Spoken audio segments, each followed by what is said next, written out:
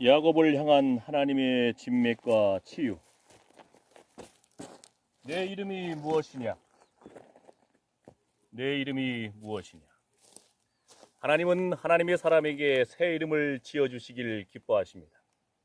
하나님께서 허물의 사함을 받고 그 죄의 가리움을 받은 새 사람에게 새 이름을 주시는 것입니다. 과거의 술수와 방법대로 살던 인생에서 하나님의 자녀답게 긍정적인 사람이 되라고 주께서 새 이름을 주십니다. 새 이름을 하나님으로부터 받은 사람들이 성경에서 발견됩니다. 아브라함이 열국의 아비가 되기 위해 아브라함이 되었습니다. 창세기 17장 5절 말씀. 사레는 열국의 어미답게 사라가 되었습니다. 신약에서도 시몬을 반석이라는 의미의 베드로로 예수께서 세워주셨습니다. 마태복음 16장 18절 말씀. 오늘은 형 에서의 장자권을 가로채고 축복을 쟁취하며 인간적인 지혜를 모으기에 급급하던 야곱을 하나님께서 이스라엘로 세우신 내용을 묵상하고자 합니다. 진맥과 치유 속에서 첫째로 큰 자는 어린 자를 섬기리라. 사실 야곱은 어머니 태중에서 이미 하나님의 예언을 받은 사람이었습니다. 창세기 25장 23절 말씀을 보면 여호와께서 그에게 이르시되 두 국민이 내 태중에 있구나. 두 민족이 내 복중에서부터 나누이리라. 이 족속이 저 족속보다 강하겠고 큰 자는 어린 자를 섬기리라 하셨더라. 하나님의 예언의 말씀을 받은 야곱은 장자권과 축복을 얻기 위해 필사적인 모습을 보입니다.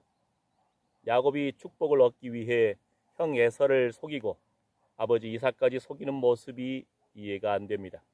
그러나 야곱이 외삼촌 라반의 집으로 떠날 때 이삭은 아브라함에게 허락하신 복을 야곱에게 하나님께서 주시기를 축복함으로 하나님의 예언적인 섭리에 순복하고 있습니다. 야곱이 속고 속이는 험악한 세월을 보내는 것 같아 보이지만 그 내막에는 보이지 않는 하나님의 작정의 손이 개입하신 것입니다. 잠언 16장 33절에는 이러한 말씀이 있습니다. 사람이 제비는 뽑으나 이를 작정하기는 여호와께 있느니라. 하나님의 작정의 손, 하나님의 작정하심을 볼 수 있는 기막힌 사건들이 야곱에게 일어납니다. 한 가지 예를 들면 야곱이 외삼촌 라반의 둘째 딸 라헬을 연애하여 7년을 수일같이 여길 정도로 열심히 일을 했습니다. 마침내 결혼식. 그런데 야곱이 아침에 깨어보니 신부가 바뀌었습니다. 신부는 라헬이 아닌 언니 레아였습니다. 야곱은 외삼촌 라반과 레아에게 속은 것입니다. 결국 야곱은 레아, 라헬 둘 다 아내로 받아들이고 7년 더 일을 하게 됩니다. 속아서 결혼은 했으나 야곱은 레아보다 라헬을 더 사랑합니다. 그런데 여기서 재미있는 하나님의 작정의 손을 발견하게 됩니다. 하나님은 아브라함의 복을 이을 자로 야곱을 지명하셨습니다. 그러나 야곱의 부인들 중 누구에게서 언약의 후손들이 나올 것인가? 다윗 왕과 솔로몬과 같은 왕들이 어느 지파에서 나왔습니까? 우리 주 예수 그리스도는 누구의 후손입니까? 바로 유다 지파입니다. 유다는 레아의 넷째 아들입니다. 야곱이 속아서 레아를 아내로 받아들인 것 같아 보이나 이 과정에도 하나님의 작정의 손이 개입되었음을 발견함은 성경을 묵상하는 즐거움입니다. 잠언 18장 22절에는 아내를 얻는 자는 복을 얻고 여호와께 은총을 받는 자니라 라는 말씀이 있습니다. 어쩌면 이 말씀이 야곱의 경우에도 해당됨을 생각하니 웃음이 나옵니다. 물론 하나님은 라헬을 통해서도 언약의 후손들이 태어나게 섭리하실 수도 있으신 주권의 하나님이십니다.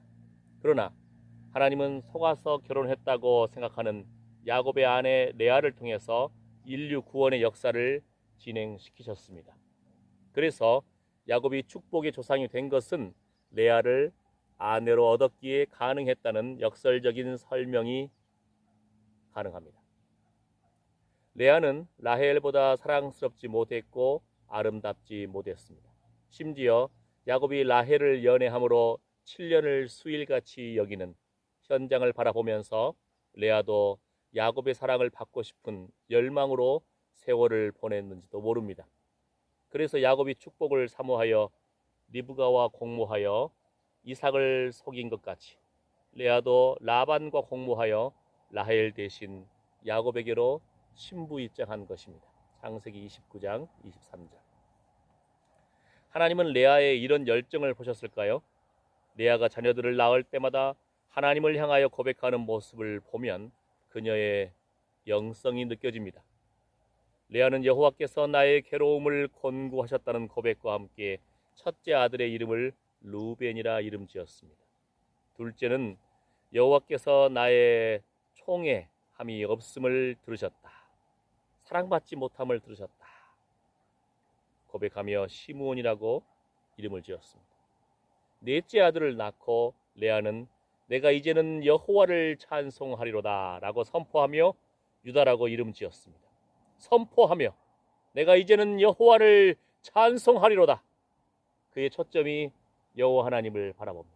이제까지는 남편 야곱의 사랑을 받기를 갈급해 했는데 내가 이제는 여호와를 찬송하리로다. 선포하며 유다라고 이름을 지었습니다. 자녀들의 이름의 의미를 볼 때 라헬보다 사랑받지 못하던 레아가 고통을 여호와께 부르짖었음을 볼 수 있습니다. 고통은 하나님께로 가까이 갈 수 있는 절호의 기회인 것입니다. 인생의 벼랑 끝에 섰다고 생각되는 때라도 하나님께 나아가 부르짖으면 주님의 놀라운 작정의 손길을 체험할 수 있습니다. 외삼촌 라반의 집으로 쫓겨가는 고통 가운데 홀로 있던 야곱도 하나님의 작정의 손길을 체험한 것입니다. 야곱의 꿈, 치유. 고통 가운데 홀로 있던 나그네 길에 야곱은 꿈을 통해서 하나님의 임재를 체험합니다. 이삭의 제사를 통해서, 그 아버지 이삭의 제사를 통해서 귀로만 듣던 하나님을 야곱의 하나님으로 만나는 순간인 것입니다.